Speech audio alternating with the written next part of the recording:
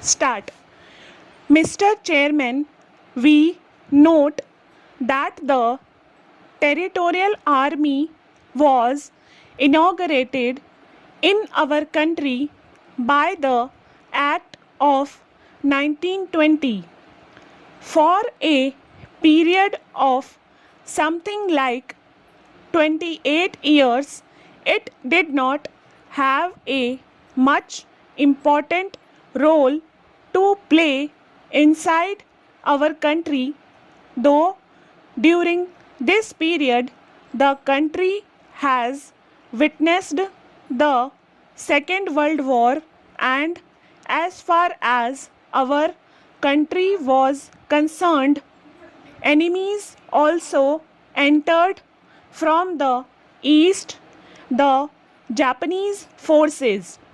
After 28 years after we attained independence, another act was passed in 1975 in order to bring the Territorial Army under a new setup.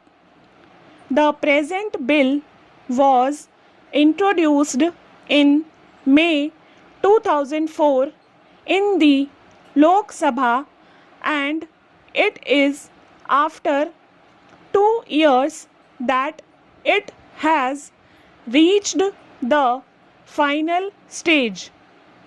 This delay of 2 years in taking up this measure shows what little interest we take in matters of defense, and particularly the role that the Territorial Army is likely to play in our country.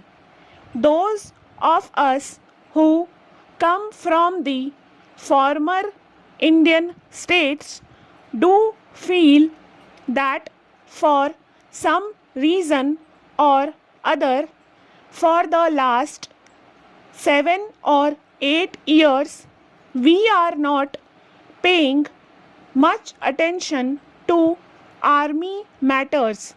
This we are noticing every day, and I will give a few instances which will show that that is the state of affairs as far as matters of defense are concerned.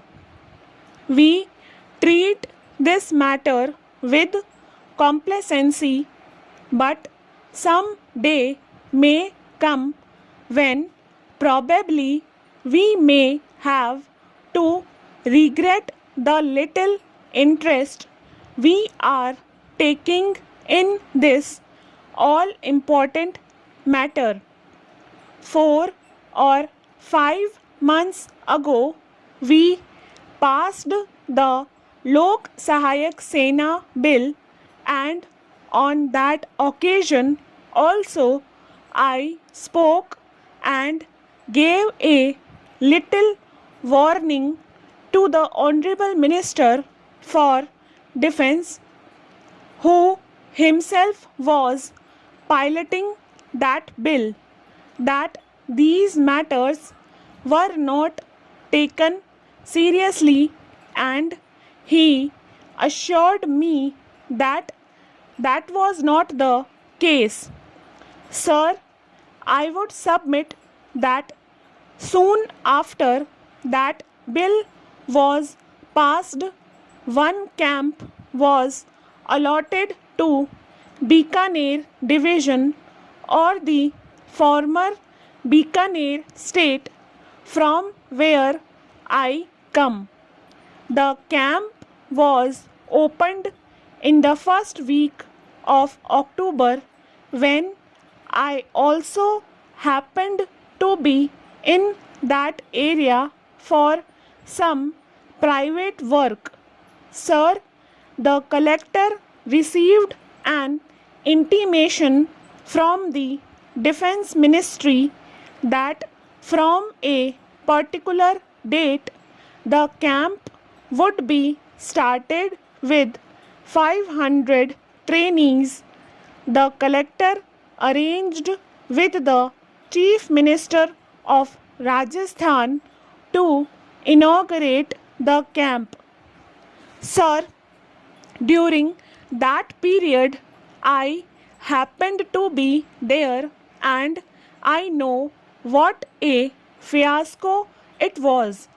There were no rations, there were no arrangements for camping, there was nothing whatsoever, and hardly a few people were collected in order to show that a camp had started, at least on our side of the country. The notion is that this country only belongs to the Congress and not to others, and therefore only a few Congress volunteers were collected to see that somehow or other the camp was started, whosoever the people might be, whether they were fit for the purpose of training or not. This happened only about 2 months ago, and the Honorable Minister can verify these facts because I happened to be on the spot there.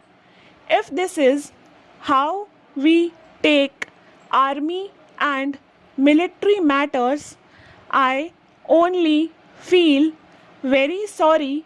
What will be the condition if we are to tackle serious matters, or if we are involved in real warfare?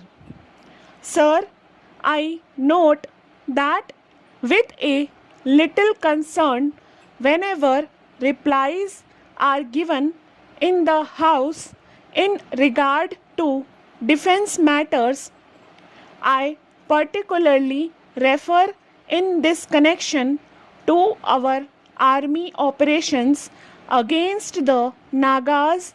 Whenever a question in this connection is placed before the House, the reply given generally is that the Nagas are armed with arms and ammunition left behind by the Japanese, and that they are properly armed, and that therefore we could not liquidate them even though we are operating there for over a year or so.